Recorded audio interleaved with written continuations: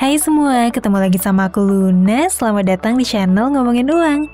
Kamu bisa nebak nggak di mana sih kawasan dengan pertumbuhan ekonomi tertinggi di dunia? Apa Timur Tengah, Eropa, Amerika, atau jangan-jangan Asia Timur kayak Jepang dan Korea? Jawabannya adalah Asia Tenggara. Yap, kamu tuh nggak salah dengar. Asia Tenggara adalah kawasan dengan catatan pertumbuhan ekonomi paling pesat dalam 40 tahun terakhir. Bukan negara-negara G7, bukan Timur Tengah, bukan kawasan Uni Eropa, tapi justru Asia Tenggara. Kita langsung lihat datanya yuk. Ini adalah data pertumbuhan GDP ASEAN dari tahun 1980 sampai 2023, kalau misalnya dibandingin sama kawasan-kawasan lain.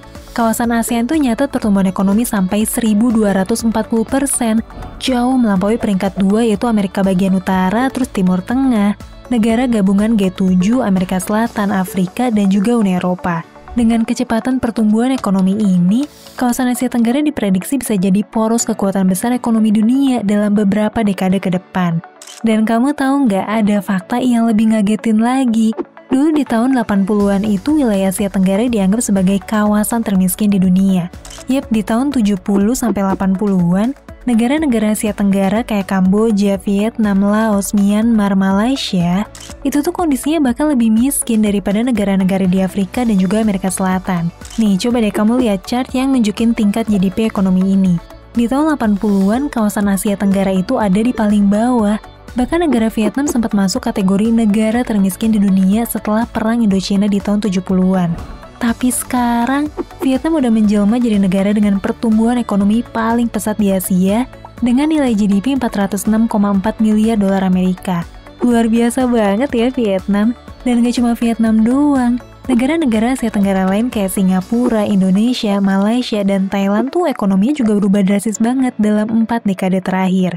Nih, coba deh kamu lihat betapa jomplangnya potret beberapa kota di Asia Tenggara di tahun 80-an, kalau misalnya dibandingin sama kondisi sekarang, berubah drastis banget ya. Dan sebetulnya nggak cuma pembangunan kota-kotanya doang, tapi juga hampir semua aspek lain, kayak tingkat kualitas pendidikan, angka harapan hidup, berkurangnya tingkat konflik bersenjata, dan masih banyak lagi. Tapi kenapa ya kawasan Asia Tenggara bisa bertransformasi sedrastis ini? Dari yang tadinya dinilai sebagai kawasan dengan nilai produksi ekonomi terendah di tahun 80-an, sekarang udah jadi kekuatan ekonomi yang diprediksi bakalan jadi salah satu yang terkuat di dunia di tahun 2030. Oke, selanjutnya aku bakal ngupas tentang faktor-faktor kunci yang bikin ekonomi Asia Tenggara bisa maju pesat. Kenapa sih wilayah Asia Tenggara sampai bisa punya pertumbuhan ekonomi yang signifikan gitu? Sebenarnya ada beberapa alasan nih ya, kenapa sih pertumbuhan ekonomi wilayah Asia Tenggara bisa cepet banget dalam 40 tahun terakhir. Kita coba bahas satu-satu yuk. Faktor yang pertama itu adalah minimnya konflik bersenjata dan iklim politik yang cenderung stabil. Coba kamu ingat-ingat lagi deh, kapan sih terakhir kali kamu dengar negara di Asia Tenggara berperang? Oke, emang sih masih ada konflik politik di Myanmar beberapa tahun lalu. Tapi kalau misalnya dibandingin sama kawasan berkembang lain, Asia Tenggara ini bisa dibilang relatif lebih damai dan juga stabil. Coba kamu bandingin sama kawasan Timur Tengah selama 40 tahun terakhir. Ada banyak banget konflik militer besar yang terjadi. Mulai dari perang Irak-Iran, Israel dan Palestina, Lebanon, perang Syria, perang saudara di Yaman, belum lagi teror dari ISIS dan masih banyak lagi. Kawasan Amerika Selatan juga banyak dilanda krisis politik. Konflik yang paling rame ada di Argentina yang sering banget ngalamin krisis politik. Mereka bahkan bisa ganti 5 pemimpin negara cuma dalam waktu 4 tahun doang.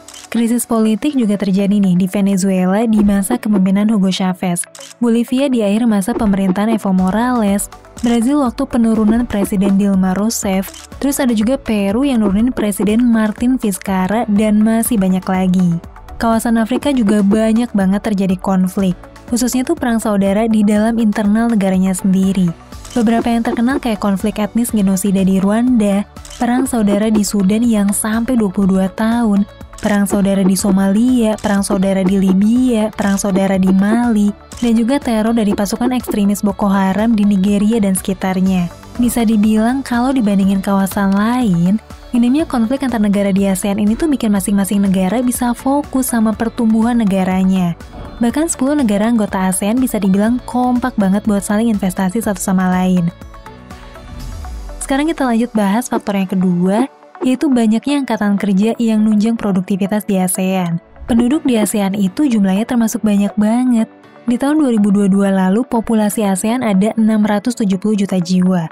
Dan menariknya, mayoritas populasi di ASEAN ini lagi ada di usia produktif yang siap kerja.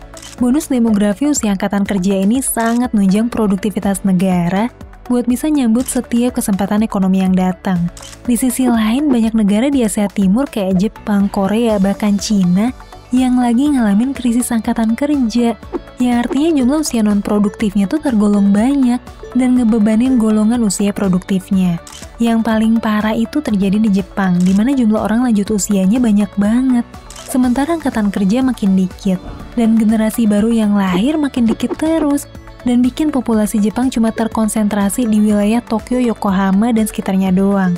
Kalau Asia Tenggara gimana nih? Ada jutaan tenaga kerja muda dan dewasa yang siap nyambut berbagai peluang ekonomi yang datang. Sekarang kita lanjut ke faktor ketiga yang masih nyambung nih sama aspek tenaga kerja, yaitu faktor murahnya upah tenaga kerja di ASEAN kalau misalnya dibandingin sama kawasan lain. Ini beberapa data yang bisa kamu lihat tentang perbandingan upah tenaga kerja di beberapa negara. Dengan upah tenaga kerja yang terjangkau, kawasan ASEAN jadi pilihan yang menarik banget buat perusahaan global yang pengen investasi dan bangun pabriknya di kawasan ini. Dengan banyaknya jumlah investasi asing ke wilayah ASEAN, penyerapan tenaga kerja di ASEAN jadi meningkat drastis. Ekonomi itu juga bertumbuh pesat di area sekitar pabrik. Dan ini jadi efek berantai ke berbagai aspek ekonomi lain kayak tingkat konsumsi, daya beli masyarakat, menurunnya pengangguran, dan masih banyak lagi. Berdasarkan data McKinsey, ada 227 perusahaan skala internasional yang bermarkas di ASEAN. Dengan perusahaan besar yang paling banyak tuh bermarkas di Singapura. Salah satu dari perusahaan besar ini adalah MyTrade. MyTrade termasuk salah satu platform fintech broker dengan pertumbuhan yang paling cepat yang punya kantor operasional di Singapura. MyTrade memfasilitasi perdagangan kayak mata uang asing atau forex, perdagangan komoditas, indeks saham, dan juga aset kripto. MyTrade udah melayanin sampai 2,4 juta pengguna di seluruh dunia loh.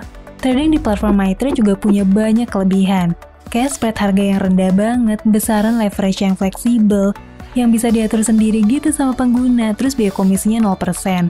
Ada juga banyak indikator dan jenis chart buat menganalisis pergerakan pasar aset digital.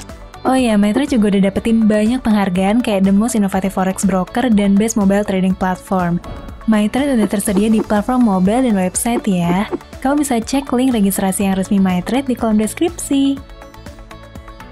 Oke, sekarang kita lanjut ke faktor keempat yang jadi pendorong pertumbuhan ekonomi di Asia Tenggara, yaitu aktifnya perdagangan antar negara ASEAN yang saling nunjang ekonomi satu sama lain. Berdasarkan data kegiatan ekspor-impor dunia di tahun 2021, angka ekspor-impor wilayah ASEAN itu mewakili 8,24% perdagangan global. Coba kamu perhatiin deh chart ekspor-impor wilayah ASEAN ini. Ada lonjakan nilai ekspor-impor yang signifikan di Vietnam, Singapura, Malaysia, Thailand, dan juga Indonesia. Hal ini tuh nunjukin kalau hubungan perdagangan di wilayah ASEAN saling nguatin satu sama lain dan terlihat bergerak pada momentum yang sama. Di sisi lain, produk output yang dihasilkan sama ekonomi ASEAN ini tuh juga beragam banget. Di sini kamu bisa lihat produk apa aja sih yang diekspor sama negara ASEAN. Kelihatan banget ya, produknya tuh sangat beragam dan bervariasi. Jadi kawasan ASEAN gak cuma bergantung sama satu atau dua komoditas ekonomi doang, dan gak cuma bisa ngejual bahan mentah dari hasil bumi aja, tapi juga memproses barang jadi dan setengah jadi yang harganya lebih stabil di pasaran global. Hal ini tuh juga jadi faktor pembeda sama kawasan berkembang lain yang masih sangat bergantung sama sumber daya alam yang bisa habis waktu-waktu. Dan yang paling berpengaruh juga tuh adalah kompaknya negara ASEAN dalam perdagangan yang bisa dilihat dalam perjanjian ASEAN Free Trade atau AFTA. AFTA ini adalah perjanjian dagang yang dibentuk sama sesama negara anggota ASEAN sebagai kesepakatan dagang buat nyiptain kawasan perdagangan bebas di antara negara-negara anggota ASEAN. Perdagangan bebas yang dimaksud dalam AFTA ini adalah tarif lebih rendah dalam perdagangan antar negara ASEAN, kebijakan khusus sesama negara anggota ASEAN, dan banyak kebijakan lain yang mempermudah perdagangan antar sesama anggota ASEAN. Gak banyak loh kawasan lain yang bisa nerapin kebijakan dagang yang saling nguatin kayak gini. Dan menariknya lagi buat rencana masa depan, kelompok negara ASEAN juga lagi bersiap nih pakai mata uang lokal masing-masing negara buat perdagangan bilateral. Yang artinya beberapa negara ASEAN lagi siap ninggalin patokan US dollar dan langsung pakai mata uang nasional buat berdagang. Saat ini ada 5 negara ASEAN yang udah sepakat pakai mata uang lokal masing-masing buat transaksi bilateral, yaitu Indonesia, Malaysia, Filipina, Singapura, dan juga Thailand. Kesepakatan ini meliputi penggunaan mata uang lokal buat transaksi pembayaran lintas batas melalui kode QR, fast payment, dan juga data. Kalau rencana ini diterapi lebih luas lagi, bukan cuma pertumbuhan ekonomi wilayah ASEAN yang makin pesat, tapi juga hubungan yang kuat antar mata uang wilayah ASEAN.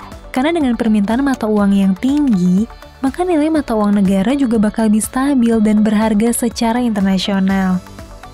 Oke deh, itu tadi beberapa faktor yang mendorong pesatnya pertumbuhan ekonomi di kawasan Asia Tenggara. Selain beberapa faktor tadi, sebetulnya masih banyak ya faktor lain kayak letak geografis yang strategis, luas wilayah perairan, kesuburan tanah, dan masih banyak lagi. Tapi tentu aja nggak mungkin buat ngupas semua faktor itu dalam satu video. Jadi maaf banget ya kalau masih ada banyak aspek yang nggak sempat dibahas di video ini. Dan buat kamu yang tertarik buat trading multi-aset kayak forex, komoditas, indeks saham, dan aset kripto, kamu bisa cek link registrasi MyTrade di kolom deskripsi. Oke deh, semoga video ini bisa bermanfaat dan nambah wawasan kamu ya. Sampai ketemu lagi di video selanjutnya. Tetap di channel Ngomongin Uang, karena ngomongin uang gak ada habisnya.